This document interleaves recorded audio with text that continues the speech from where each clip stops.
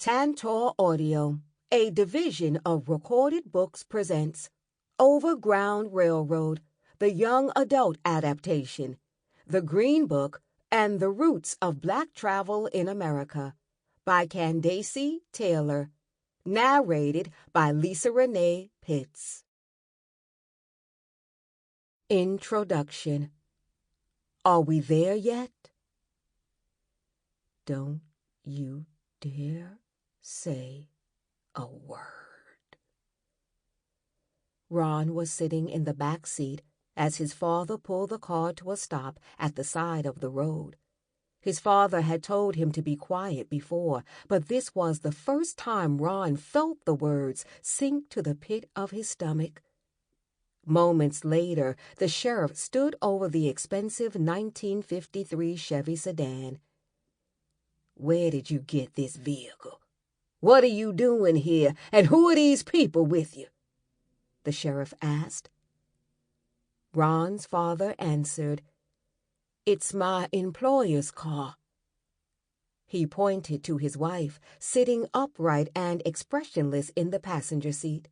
He pretended that she wasn't his wife and said, "This is my employer's maid, and that is her son in the back. I'm taking them home." The sheriff took a long, hard look at Ron's mother and then angled his eyes to the back seat. Ron sat tight-lipped, too afraid to turn his head or even take a breath. "Where's your hat?" the sheriff barked at Ron's dad. "Hanging up right behind me in the back seat, officer." The sheriff waved. "All right. Move on."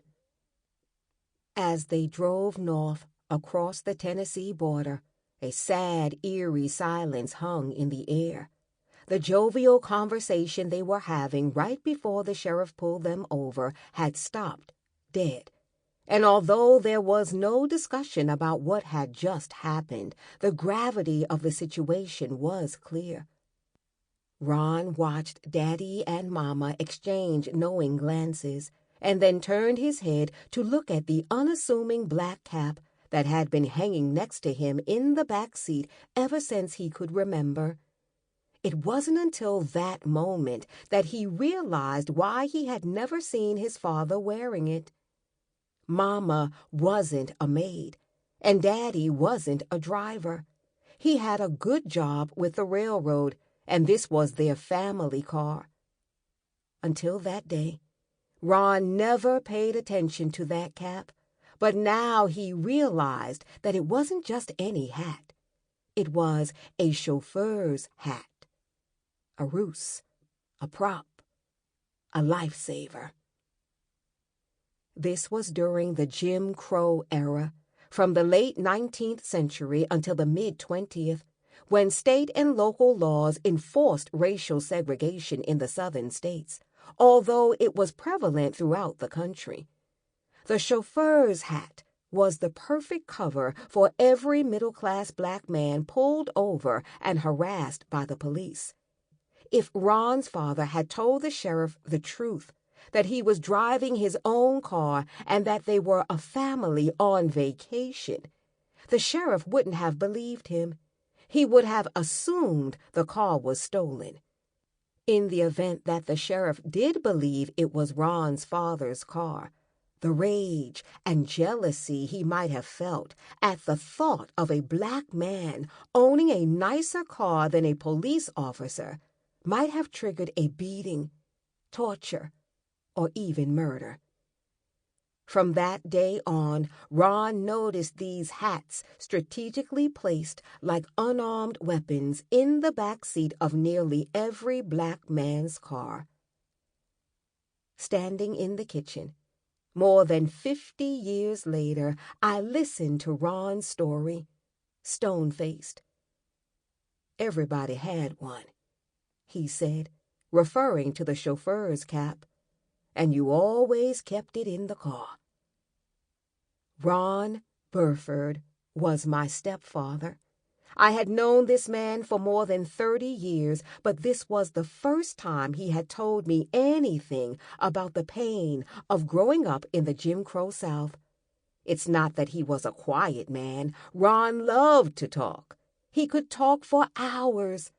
My mom and my sister and I would try to scoot out of the kitchen before he started in on another one of his long Southern yarns, ones that we had heard before. But it wasn't until I started the Green Book Project that he shared these stories with me. I first saw a copy of the Negro Motorist Green Book in 2014, tucked away under glass at the Autry Museum of the American West in Los Angeles. It was a travel guide that was published for Black people during the Jim Crow era. Listings in the Green Book blanketed the entire United States, and later editions included Canada, the Virgin Islands, Europe, and Africa. The guide was distributed by mail order, sold by Black-owned businesses, and made available through a savvy media campaign led by Esso gas stations, which operate as ExxonMobil today. It was successful due to word of mouth, but also as a result of an ambitious grassroots operation of a national network of mailmen, led by the guide's creator and fellow postal worker, Victor Hugo Green.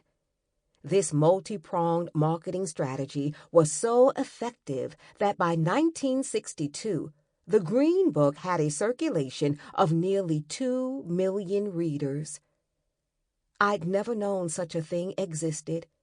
Right after leaving the Autry, I called my parents in Columbus, Ohio, and asked Ron if he had ever used the Green Book. He said, "I'm not sure. Probably. There were a few Black guides back then." He was right. I discovered there were about a dozen other Black travel guides, but the Green Book was in print for the longest period of time and had the widest readership. Victor Hugo Green, a man with a 7th grade education, published the first Green Book in Harlem in 1936, and he worked on it until his death in 1960. His wife, Alma, took up the mantle and kept the Green Book going until 1962. What never wavered throughout the life of the Green Book was the courage and security it afforded Black people so they could pack up their cars and go. The Green Book was published during a time when car travel symbolized freedom in America. It was affordable to many people and allowed travel from one coast to the other. But since racial segregation was in full force throughout the country, the open road wasn't open to all. Getting to safe accommodations could be a dangerous, life-threatening proposition. Not only did Black motorists navigate a country with thousands of sundown towns, all-white communities that banned Black people from entering the city limits after dark, but they also couldn't eat, sleep, or buy gasoline at many white-owned businesses. Even Coca-Cola vending machines had "white customers only" printed on them. To avoid the humiliation of being denied basic services, many Black motorists were forced to travel with ice coolers, bedding, portable toilets, and full gas cans. When Black motorists picked up a copy of the Green Book, they were greeted by the words, "Just what you have been looking for. Now we can travel without embarrassment." The businesses listed in it were critical sources of refuge along lonely stretches of America's perilously empty roads. Given the violence that Black travelers encountered on the road, the Green Book was an ingenious solution to a horrific problem. Just what you have been looking for. By 1930, Blacks in the United States owned approximately 70,000 small businesses, and over the Green Book's nearly 30-year reign, it listed more than 9,500 of these, including hotels, restaurants, gas stations, department stores, tailors, nightclubs, drugstores, hair salons, funeral homes, real estate offices, and even a dude ranch, a ranch converted into a vacation resort. More than 80% of the listings were clustered in traditional African American neighborhoods such as Harlem, South Central Los Angeles, and Bronzeville in Chicago. The majority were Black-owned, but there were also Black-friendly white-owned establishments such as Macy's, Brooks Brothers, the Drake Hotel in Chicago, the Hotel Bel Air in Los Angeles, and even Disneyland. Intrigued by the Green Book, I wondered how many establishments still existed. So I hit the road, scouting Green Book listings. I drove nearly 40,000 miles on America's 2-lane highways, across acres of wide-open plains and deserts, over mountains and along coastlines. I also passed miles of boarded-up buildings in Baltimore, Detroit, Chicago, and Cleveland. After seeing communities decimated by poverty, crime, and destructive government policies, I was bewildered, broken-hearted, and then furious that human beings were living in such inhumane conditions. On the road, I was verbally threatened, chased by dogs, physically lunged at, and nearly physically assaulted. I understood the risks and took things one day at a time. The only moment I really feared for my life was when I was scouting Green Book sites on the south side of Chicago. 53 people had been shot the same weekend I was there. Although I was trained in model mugging, a program of self-defense for women, there would be nothing I could do to stop a stray bullet. On the days I was too nervous to get out of my car to pump gas, or the times when it was too dangerous to stand on the streets to photograph sites, I would think the whole point of the Green Book was to keep Black motorists safe on the road. But it's 80 years later, and I can't find a safe place to use the bathroom. As I crisscrossed the country, the words Victor Green wrote in his introduction to the Green Book rang through my mind. There will be a day sometime in the near future when this guide will not have to be published. That is when we, as a race, will have equal opportunities and privileges in the United States. It will be a great day for us to suspend this publication, for then we can go wherever we please and without embarrassment. But until that time comes, we shall continue to publish this information for your convenience each year. Despite the overt racism Victor Green must have experienced during his life, when he wrote this introduction, he had reason to be optimistic. Just a few years before he created the Green Book, the concept of the American dream was born. It was defined by James Truslow Adams in 1931 as a dream of social order in which each man and each woman shall be able to attain to the fullest stature of which they are innately capable, and be recognized by others for what they are, regardless of the fortuitous circumstances of birth or position. It was an ambitious goal, but Americans from all races, no matter their economic or social standing in society, wanted to believe in the American dream. Remember, there was no established civil rights movement in the 1930s, no Dr. Martin Luther King Jr., so to be a Black business owner during the Jim Crow era was the highest expression of the American dream. I realized I wasn't interested in presenting the Green Book as a historic time capsule.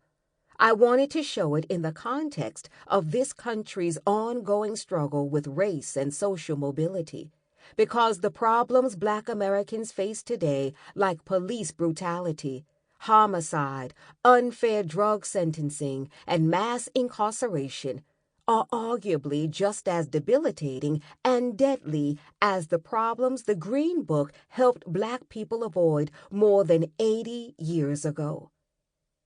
The Green Book deserves special attention now because our past and current policies shape how not just Black people, but people of all races and gender identities navigate this country.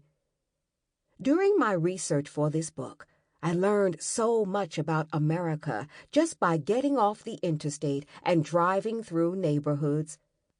Photographing Green Book sites gave me a greater understanding of and insight into the guide that I never would have had merely reading it in my office at Harvard University. On the road, I felt the tenor of a bygone era and saw a new cycle of grit and survival along Martin Luther King Jr. boulevards and in the dilapidated houses on dirt roads across the nation. I found strength and resolve in the Green Book buildings that are still standing. Green Book sites range from A-frame houses to simple storefronts to Spanish colonial hotels. Regardless of their stature, these former safe zones are symbols of refuge that redefine sanctuary and the story of race in America. After 3 years of scouting nearly 5,000 Green Book sites, I learned that more than 75% no longer exist, and of those remaining, less than 5% are still in business. That is why it was so important for me to document the ones that are left. In most traditional African American neighborhoods, Green Book buildings were destroyed in the name of urban renewal, a federal program that gave cities large grants to rebuild their failing downtowns and other urban neighborhoods. Cities could buy and raze blighted areas, often residential neighborhoods, and build new housing as well as pay private developers to create new highways, office buildings, and shopping malls. Many pointed out that the program amounted to Negro removal because of the way it destroyed thriving Black communities. Many of the remaining Green Book sites are in ruins, and others have been leveled or radically modified beyond recognition. While traveling, I ran a tight ship, following a mapping system in which I could scout 30 sites a day. Since most of them are gone, there were times when I would drive for days and not find a single one. On the rare occasion when I did find a Green Book listing that was still in business, it towered over the sidewalk like a rare and beautiful force of nature. It's incredible that any business would survive up to 70 years. Given that most Green Book businesses were owned by Black families, to find one that is still operating was reason enough to celebrate. The sites that are still with us symbolize survival. They endure the times the pendulum of equality swung forward and a wrecking ball swung back. Green Book businesses are powerful. They shape the narrative of Black mobility and tell a story that is not all about struggle. These sites of sanctuary symbolize Black ingenuity, resourcefulness, strength, entrepreneurship, and resilience. They carry a cultural memory with them and reveal the untold story of Black travel, offering us a rich opportunity to re-examine America's story of segregation, Black migration, and the rise of the Black leisure traveler. Chapter 1. The Business of the Green Book. Victor Green was on a mission to find the best printer he could, So he headed down to 800 6th Avenue, near 28th Street, in Manhattan's Flower District.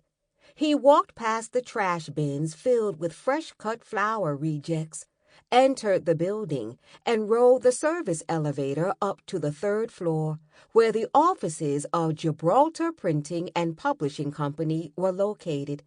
There he met Howard Glenner, the 7-year-old son of the print shop's owner. The grown-up Glenner remembered seeing Victor Green for the first time. He was a very tall man, impeccably well-dressed. He was wearing a suit, a tie, and a hat. Gibraltar's was a white-owned print shop, and it was the first time Glenner had seen a black man there. In fact, it was unusual to see a black man in this area of Manhattan at all. Glenner said, "I don't know if he would have been served coffee in the local Greek diner down the street." Green was very distinguished, he remembered. He had a manner about him. Legend has it that Victor Green got the idea to produce a black travel guide from watching his Jewish friend use a similar guide for Jewish people to vacation in the Borscht Belt, an area of resorts in New York State's Catskill Mountains. Green teamed up with a fellow postal worker named George I. Smith to publish the first Green Book in 1936. The first edition was small, only 10 pages, but it was a mighty weapon in the face of segregation. After 2 years, Green and Smith parted ways for unknown reasons, but Green's brother, William H. Green, joined Victor and his wife Alma in the project, editing the Green Book until he died in 1945. Producing each Green Book must have required an enormous amount of time and effort, but Victor Green kept his day job as a full-time letter carrier for the U.S. Post Office, commuting from Harlem to Hackensack, New Jersey, 5 days a week. The commute, coupled with the labor of delivering mail in snow, ice, wind, and rain, must have been exhausting, but Green kept the job because it was reliable, stable employment. During his career, he was a member of the National Association of Letter Carriers, a predominantly white union. There was a black postal union, the National Alliance of Postal and Federal Employees, but Victor joined the association. Just as Green had forged a relationship with a white-owned printer, this was highly unusual. Still, his charisma must have won the white union members over, as he stayed with the union for 40 years. After his day job, Green worked nights and weekends on his guide. There were at least 6 other black travel guides on the market while the Green Book was in publication, but none was in print as long as or had the reach and readership of the Green Book. He worked hard to make his stand out. In the 1939, 1940, and 1941 editions, a brand identity emerged, and the Green Book hit its stride with a consistent cover design, feature articles, and a 2-column layout. The 1939 edition included listings for every state except Nevada, New Hampshire, and North Dakota. The cover for the 1948 Green Book features a dapper man wearing a tailored double-breasted coat, a tie, a hat, and 2-toned wingtip shoes. His female companion wears the rounded-toe baby doll pumps that had just hit the stores that year. The houses, trees, and one falling leaf in the background place the couple in a nice suburban neighborhood. Both are carrying suitcases and smiling, and decide to look our way in mid-stride en route to their car, to the left of the frame. This couple was so dynamic that their image became part of the logo Green used in following editions and on his business stationery for years. The Green Book's longevity and success stemmed from Victor Green's vision, grit, creativity, and stamina.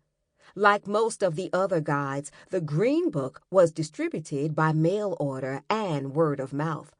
But it was Green's ingenious idea to enlist an army of letter carriers to comb America's streets for advertisers that made the Green Book into one of the most densely packed black and white travel guides on the market. Victor Green's office in Harlem was down the hall from the National Alliance of Postal and Federal Employees, a group of mostly black union mailmen, so he partnered with them and the National Association of Letter Carriers. They took Green Books with them as they delivered mail, and since the Postal Service was segregated, they were mostly assigned to work in black neighborhoods. Many of these postal workers knew the black business owners and encouraged them to advertise in the Green Book. After 1939, the Green Books boasted more than 1,000 listings, and nearly 10,000 businesses were advertised over the life of the guide. Green was determined to make the best product he could. He opened the 1939 edition with a letter announcing that all the businesses listed had been selected with care and were the best and most responsible in their field. For the first couple of editions, Green traveled to personally inspect many of the places listed in the guide, but of course, as it expanded across the eastern United States and then on to the west, there was just too much ground to cover. To remedy this, he asked readers who visited businesses during their travels to please mention the Green Book. Ask them to get in touch with us so that we might list their place. He also wrote, "If this guide has proved useful to you on your trips, let us know. If not, tell us also, as we appreciate your criticisms and ideas for the improvement of this guide from which you benefit." By 1948, Green needed help, so he placed ads seeking full and part-time sales agents to find new businesses to list, inspect properties, and sell subscriptions and advertising space. It was, he assured them, an excellent opportunity to earn extra money on a commission basis that will not interfere with your regular work. Green also looked for people to submit articles about Negro motoring conditions, scenic wonders, places visited of interest, and short stories on one's motoring experience. 24 articles were published over the life of the Green Book. They included personal trips, but also pieces highlighting automobile culture, airline and railroad travel, and the national parks. Others profiled particular U.S. cities such as Denver, Los Angeles, Louisville, New Orleans, New York City, San Francisco, and Washington, D.C.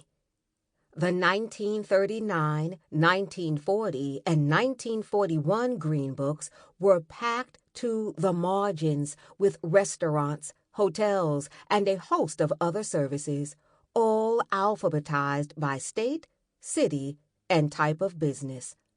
Although collectively it was an impressive list, there were still parts of the country that had few options available. For instance, the Green Book listed only 4 tourist homes in the entire state of Wisconsin. New Mexico and South Dakota listed 2 tourist homes each, and there were only 2 hotels offered in Miami. Green must have found strength from the supporters who stopped in his office to congratulate him, some leaving orders for the next edition. He must have cherished letters such as the one he received from William Smith, a New Jersey resident, who wrote, "It is a great pleasure for me to give credit where credit is due. Many of my friends have joined me in admitting that the Negro Motorist Green Book is a credit to the Negro race, It is a book badly needed among our race since the advance of the motor age. Realizing the only way we knew where and how to reach our pleasure resorts was in a way of speaking, by word of mouth, until the publication of the Negro Motorist Green Book. We earnestly believe the Negro Motorist Green Book will mean... Sample complete. Ready to continue?